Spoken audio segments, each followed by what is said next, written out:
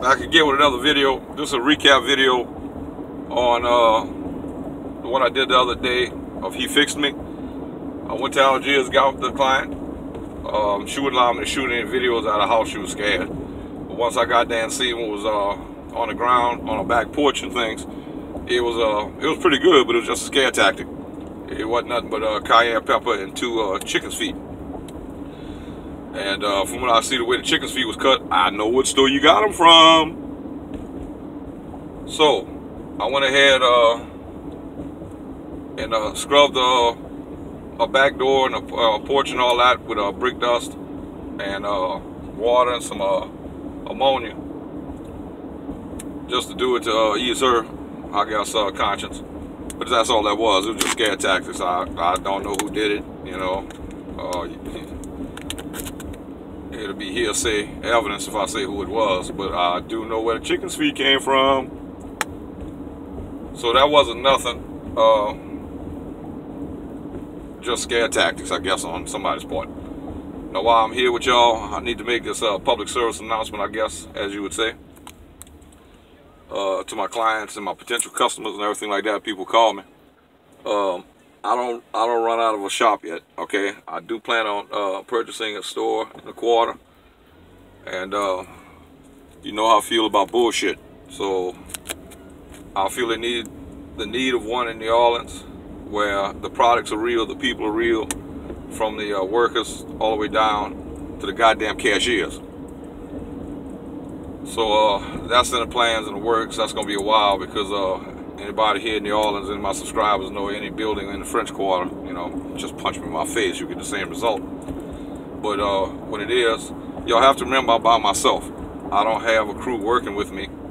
I have my subscribers when we go out on the road and stuff like that. They give me advice when I ask and stuff like that. But I'm by myself. At any one given time, I'll have anywhere from 12 to 15 people on hold on their text messages. And yesterday I had 23 people on hold waiting for my call back.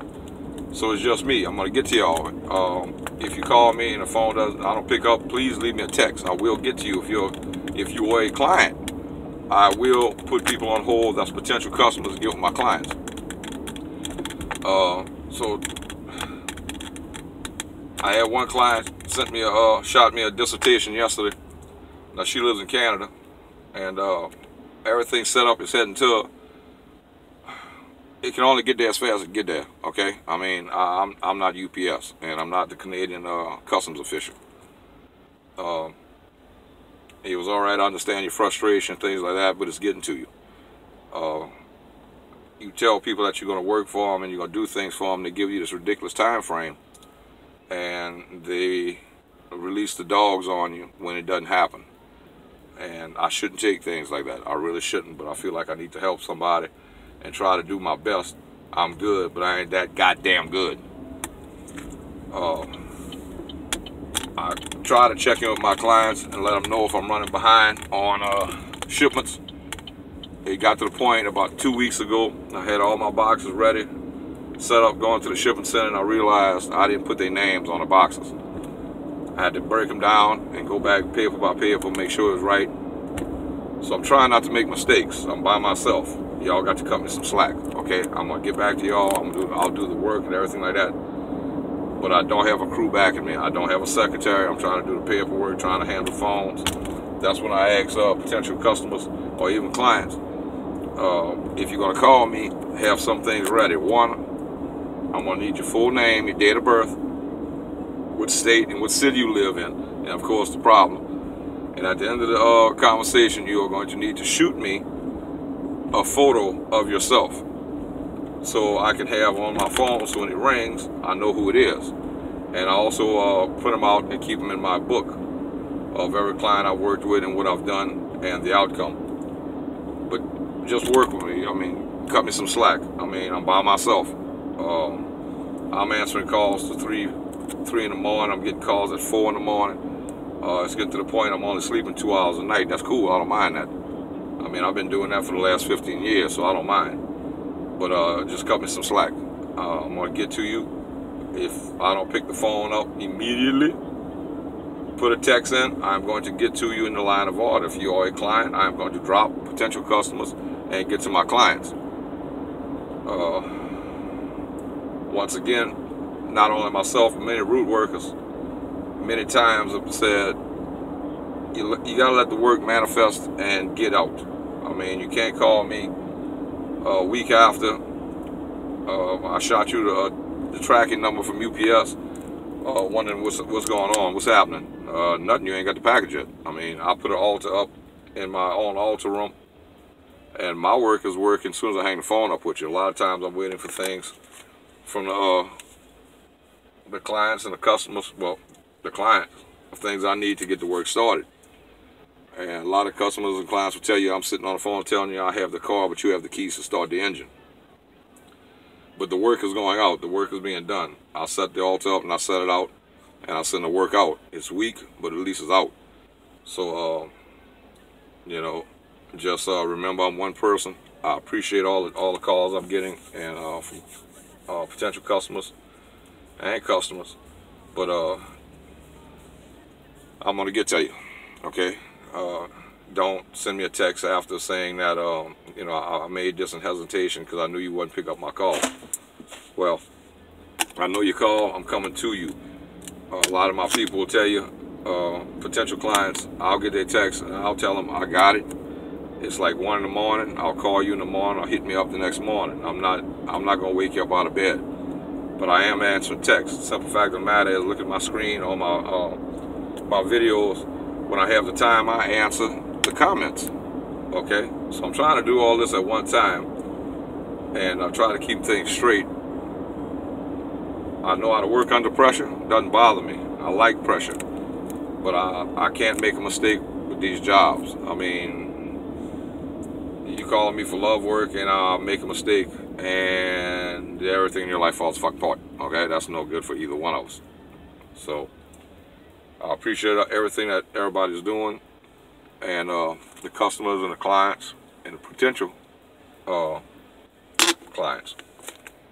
So I just wanted to say that. I want to tap back on the video. He fixed me. It looked good. I mean, it really did look good until I got to it and just seen it was just cayenne pepper and 2 chicken's feet. And like I said, when I looked at the chicken feet, there's one store I go to and that's how they cut their feet. I mean, I could tell the knife that they used. So whoever you are, I know where you got your shit from. I did put some things around the woman's house. I mean, if it was a joke, just out of the blue, that's cool, nothing's gonna happen. But if you go back there dicking around again, you are going to get checked, all right? So do what you need to do. If it was something done to the lady because of a breakup or something like that, she's protected now. So if you go there and you dick around trying to put something else harebrained over there, my work is going to rear up like a cobra and bite you in your ass. Simple as that, okay? I ain't got time to be messing with this.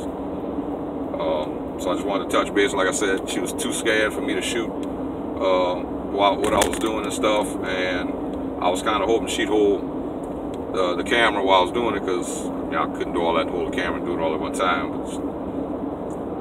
So I wasn't able to do that for y'all. But it was a simple case. It was up and down case. I mean, nothing about it. Like I said, it looked good, but I knew it was there just for scare tactics. So I went ahead and I did some protection work for the woman in the house. If it was just a joke, that's cool, because lightning doesn't strike twice in the same place as a joke. If it was done half-assedly to scare the woman from a certain individual, I would think twice about it, okay? You can go and get somebody to do some work, but you may want to mention my name while you're doing it, okay? So I just wanted to touch base and clear that up. That's another one that we cleared up. And just a public service announcement. I mean, I appreciate everything that's going on, all the business I'm getting. I mean, I love it, but you gotta remember I'm only one person. I mean, so don't get mad if I don't answer your call. Leave a text. I am going to get back to you. I'm going to get back to you in order. Maybe 12:30, 1 o'clock in the morning my time, but I do know the different time zones. If I know that it's too late, wherever you're calling from, I will put in a text. I've read it. I know what you need. I will call you tomorrow. So it's not something you're calling up and they got 4 and 5 people can answer the phone. Not yet. Like I said, I'm trying to work on a lot of things. I'm going to try to get a storefront. I have the name already picked out. I have the person that is going to be the, I'm not sure the word I'm looking for it, the spearhead or the face that launched 1,000 ships. But when I get it up and get it going, you're going to see exactly what I'm talking about, and it's going to make the people of New Orleans proud of something like this. I mean, they got a lot of places give New Orleans and New Orleans Voodoo a bad name, but this is going to be different. I mean, y'all will be proud of the spearhead I plan on putting in front of the business. So I just want to touch bases with y'all and let y'all know that. And again, I thank y'all for everything y'all do for me. And just remember, just give me some time and some courtesy because I'm by myself. And always like, share, and subscribe.